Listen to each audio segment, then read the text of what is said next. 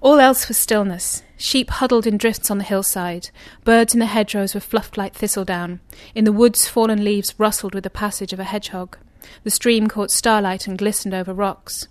Below, in the barn, cows huffed clouds of sweet breath, and in the sty the sow twitched, her piglets bundled at her belly. That's Jo Baker, author of Longbourn, which places the narrative of Pride and Prejudice in the background as we hear from the servants of Elizabeth Bennet's family. So, it's time to go upstairs. What, now, Judy? That's time to go upstairs and downstairs on the Richard and Judy Book Club. Ah, right. See what you did there. Very good.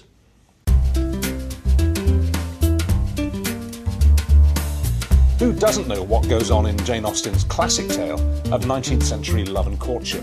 But have you ever wondered about what those characters lurking in the shadows, behind the curtains, downstairs, may have thought about it all? Well, author Jo Baker did, and Longbourn is her clever take on the romance between Elizabeth Bennet and Fitzwilliam Darcy. And that's what's coming up next. The Richard and Judy Book Club, with twists and turns, joy and woe, and one or two happy ever afters. Exclusive to WHSmith. Well, our next book in the Richard and Judy Book Club download, exclusive to WHSmith, is extremely unusual and tremendously readable. It is such fun. It's called Longbourn, and it's by Jo Baker, who joins us here now. And of course, Longbourn was the house owned by the Bennets in Pride and Prejudice. Mr. and Mrs. Bennet and their daughters, and the house where Mrs. Bennet was so desperate to get them all offloaded onto suitable, rich husbands. Now, what Jo's done is invert this so that, or subvert it, invert it, I don't know, but basically she's actually looked at it from the servant's point of view, which is, and I noticed that you do say at one point, you say you've kind of invented a few things, but there is the mention of a butler at some point actually in Pride and Prejudice. So you have actually kind of, you've gone to Pride and Prejudice and extracted from it what you wanted, really. Well, I use all the servants that are mentioned in Pride and Prejudice. They don't necessarily get a name in Pride and Prejudice. Right. And I decided that the butler and the housekeeper, Mrs. Hill, we do get a name for. I just decided that they were a married couple, and it was Mrs. and Mr. Hill. Which is, I funnily enough just realised recently, rewatching Joe Wright's version of Pride and Prejudice, they made the same decision. Mr. Hill, they say thank you, Mr. Hill, to the butler at some point. So, I mean, you've kind of gone. It's almost like Alice through the looking glass. You've gone through the membrane. We're so used to reading Jane Austen from the perspective from which she wrote, and you've just gone right behind it. It's almost like going backstage into a drama and seeing how it all works. Yes. Yeah. I was thinking of it like the back of a piece of embroidery. Right. You know, you can see yes. you can see the pattern from the other side. And you can see the working. Yes. Yeah. And I love the fact too that although you know this is told from the point of view principally of Sarah, the maidservant, and you don't flinch from the sort of the daily domestic horrors that servants had to go through. It was ghastly. Their lives were awful, weren't they? I mean, really rough. It was hard work. It was hard drudgery. I started to think of them as I was writing it as they're like the white goods of their day, the stuff that we take for granted, the washing machines, you know, like you just load the stuff in and press a button and walk away. But if you've got to begin by fetching the water and then heating it before you can even begin to sort of start cleaning clothes. Yeah. There could be no wearing of clothes without their laundering, just as surely as there could be no going without clothes, not in Hertfordshire anyway, and not in September. Wash day could not be avoided, but the weekly purification of the household's linen was nonetheless a dismal prospect for Sarah. The air was sharp at 4:30 in the morning when she started work. The iron pump handle was cold, and even with her mitts on, her chilblains flared as she heaved the water up from the underground dark and into her waiting pail. A long day to be got through, and this just the very start of it. And when you actually watch, say, a version of Pride and Prejudice on film and TV or whatever, and all of Austen's books, everything is so faultlessly elegant on never the see surface. the hard work under the surface. Everything is beautiful. The clothes look wonderful. They always look pressed. The hair looks wonderful.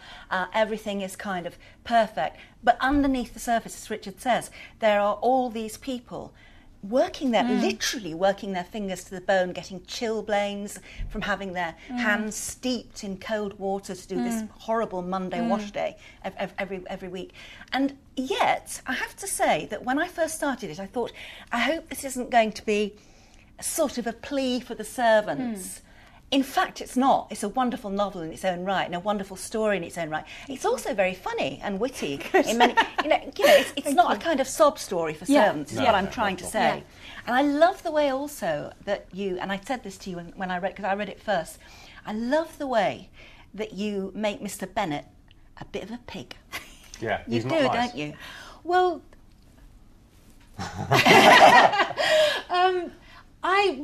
everything that's in this book begins with clues in Pride and Prejudice. Yeah. So even when they go off to various places the story goes, without giving too many spoilers, with Mr. Bennet and his relationship with Mrs. Bennet, that's so dysfunctional. I mean, he gets some kind of satisfaction out of that kind of verbal... playfulness. But basically, it's putting her down all the time. And so I wanted to know what was behind that relationship. I mean, Austen sort of hints towards marrying someone pretty, but that, beyond that. He's a selfish git, really, in your book, and rightly so. And I think you've drawn him well. I think actually that probably that is what Jane Austen was asking us to infer. I think the adaptations often paint him in a cosier Jovial, way than the novel itself does. And yes, they make, I mean, they also make Mrs. Bennet, his wife, they also always make her into almost a pantomime figure, really, of being an absolute, obsessed with getting her daughters married off and all the rest. Were you at all nervous about, going where angels fear to tread? I mean, you are walking in the footsteps of a giant here, Yep, fools rush in. Yes. I was I wrote it in such a quiet way. I was writing it mostly out of... it was to scratch an itch. It was something that had been bothering me for years, that interested me. I'm a massive Austen fan. I've been reading her books since I was 12 years old, and wearing out copy after copy. But what is it about her? That I mean, you speak for a whole group of women who are... I mean, there was that wonderful ITV drama a few years ago, Lost in Austen, which was a very clever piece of writing too. What is it about Austen which... I mean, Judy's obsessed as well, really. You're almost obsessed with her and the way she wrote. What is it about her writing? I think it's a lot of things in play at once. I think it has to do with characterisation. In that they're so cleanly depicted, they're so constructed socially as well. All these characters emerge from social situations, so it's a very social world that we join in. And the stories are very elegantly constructed, and they really satisfy. They pay off so satisfyingly, and I think that's part of why we return to them. I think, I mean, also she is obviously, she's got a really drill sharp eye for character, hasn't she? Absolutely, and for dialogue. Her dialogue is absolutely fantastic. I nicked a bit from my book. And overheard, Overheard, because actually the main protagonists don't really appear that much. No. I mean, they appear in bit plates, but it's all seen through the eye of particularly Sarah. And one interesting thing I thought was that in this book, for the first time in her life, these servants see a black man. A black servant, and actually an incredibly elegant one, an incredibly beautiful one. And is that sort of, was that so rare indeed in those days? Well, it's mentioned in Austen's letters. Right. There appears to be a neighbour who has, we can infer that there's a neighbour who have a black servant. It's also, the reason Ptolemy is there was to do with that, but it was also to do with the fact of where Bingley's money comes from. That's right, which is mentioned in Pride and Prejudice as being his family were in trade in the north. Right. And I'm from a little Georgian town in the north of England, and I know where that town got its money from. That's where a lot of the wealth in England came from, is the slave trade and their sugar and tobacco. Yeah. So I'm just inferring. I'm pushing it along a little bit further. No, it's lovely. I really loved it. And the attention to detail, I mean, it's a bit yucky to sort of talk about it, but she comes down, the maid comes down one morning carrying their chamber pots. Yeah. You know, and she's relieved that it's a swooshing sound and not a clunking sound, which you write vividly. And you think, God, of course, these people had to do it. They had to cart the human waste to and fro. Extraordinary. Yes. And when you think about how even our mothers sort of... I remember, you know, when I was a kid, my mother used to have chamber pots in every room. Yeah, and my mother had a mangle. Yeah. My mother had a mangle. No, but I loved your analogy at the top of this interview when you said, really, these servants, they were the white goods of their day. Fire and forget. Yeah. Well, listen, it's a really good piece of work, you know. I mean, because it could have gone horribly wrong. But you've really pulled it off. It's entertaining. I think it should go into... I think they should make it into a TV series. I couldn't agree more. Are they going to do it? Has anybody... We sold the film rights. So, and it's in development as a film. Brilliant. So I think would be fantastic. That's fantastic. That would do very well. Great. Congratulations. Thank you very much. Thank you, Jo. Thank you. You haven't missed any of our shows yet. You just haven't downloaded them.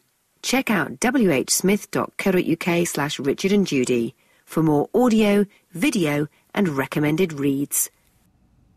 Well, that's a bit more about Longbourn, and here's a reminder about the other books in our current WHSmith collection. I write because there are a lot of questions to which I don't know the answers, and writing for me is the act of thrashing it out. Every book starts differently. With Apple Tree Yard, the very beginning of it was an image that came to my head late one evening of a woman in the witness box at the Old Bailey. I suppose I want people to read her books and just recognise what a special person she was and what a great loss to the world her premature death is. Why do I write? I have always written, although most of it has been non-fiction. I enjoy telling stories. I have to have everything laid out in front of me, and then I print out the whole book, and then I would go through it and write my changes, and then I would input them, and then print it out again, and just keep doing that over and over and over again. I killed a lot of trees, I'm afraid. But I did recycle everything.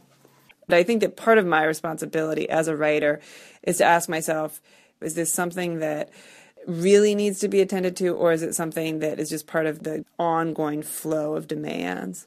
I'm quite superstitious about routine. I'm kind of afraid that if I lose my routine, then everything will fall apart. Why do I write? I think that part of me is kind of obsessive. And if I'm not doing something that engages my mind, I'm worrying about something like whether my husband is going to leave me for another woman. My name's Jo Baker, and my novel's called Longbourn. Researching Longbourn was an ongoing process that started a long time before I actually started writing the book. I was reading around the area for at least about maybe 5 years before I actually started to actually write anything of the novel down.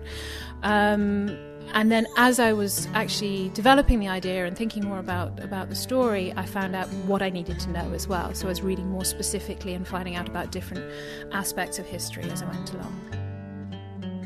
With Longbourn, I established a sort of series of rules about where I was allowed to go and whose heads I was allowed to be in. And for me, what was most important was to keep the focus on the stories that were unfolding below stairs and the way in which the stories that are going on above stairs impact upon them.